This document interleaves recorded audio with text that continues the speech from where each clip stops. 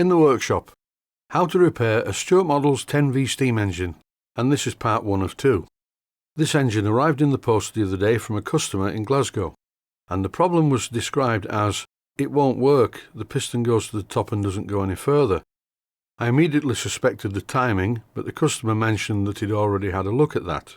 So I'm going to have a close look at the engine and find out what the problem is.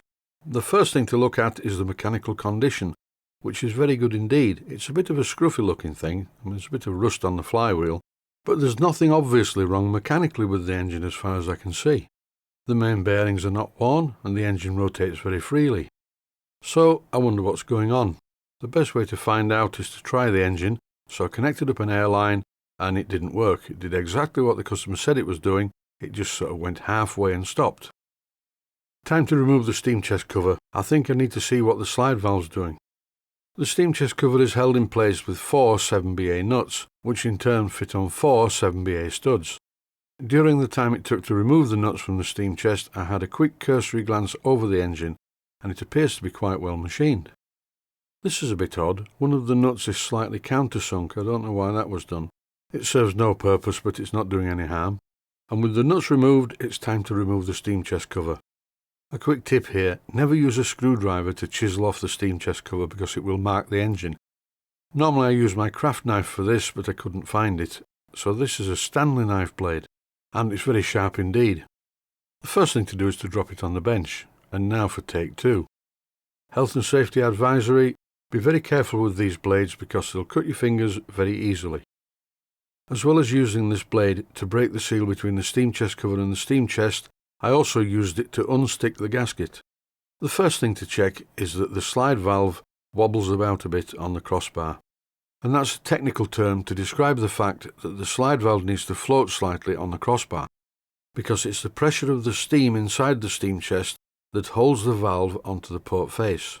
But this can't happen if the slide valve is a very tight fit on the crossbar. I'm using a handheld torch so that you can see inside the steam chest a little bit more clearly. And everything's fine. The engine's timing is not too far out and the port face is quite clean. The slide valve is travelling over the valve ports, and so why won't it work? The only thing it could be is a blocked steamway.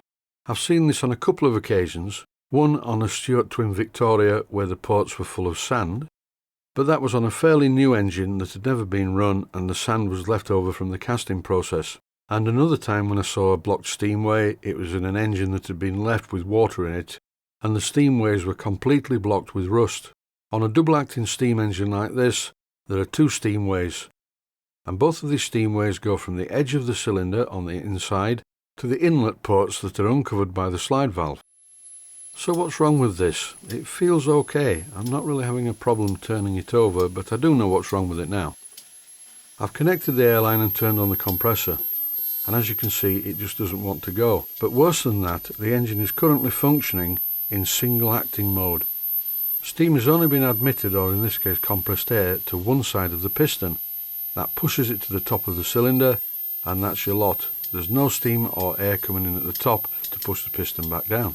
As I turn up the pressure and spin the engine, you see that it's really trying to go, and in a moment it will go, because if you put enough pressure into a steam engine, it will always try and run. It's not helped by the fact that everything is leaking. There's a leak on the displacement lubricator where it goes into the steam chest, and also the elbow is leaking and it's soft soldered to the pipe, and that's leaking as well. A bit more pressure is needed. And now the engine runs. It's got about 40 pounds per square inch going into it currently. But the engine's not running properly, it has very little power and it doesn't sound right. And as I mentioned earlier, this engine is working in single acting mode. And my diagnosis is as follows. One of the steamways from the valve port to the top of the cylinder where it would normally admit the steam is actually blocked. So what's the fix? At the worst, it's a case of take the cylinder head off and poke something down the steamway until it clears the blockage. I'm going to try a different method though. I pumped plenty of oil into the steam chest around the valve. I showed this on the video just before I refitted the steam chest cover. So there's plenty of oil around the slide valve, and I'm also feeding some oil in through the airline. And I would generally do this anyway, just to lubricate the cylinder when running on compressed air. Because as we all know, displacement lubricators do not work because unless there's steam condensing in the lubricator to displace the oil out into the steam line, it can't work. Displacement lubricators do not work on compressed air. So how do I fix this? The answer is more pressure.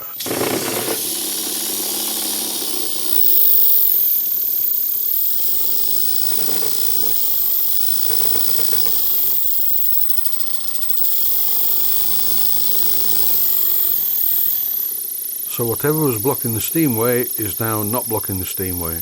And I've just found something rather interesting on the bench.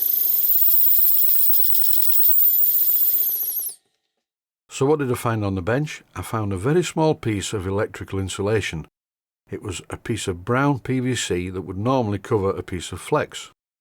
I was very lucky to find it because it must have shot out of the exhaust at an alarming rate.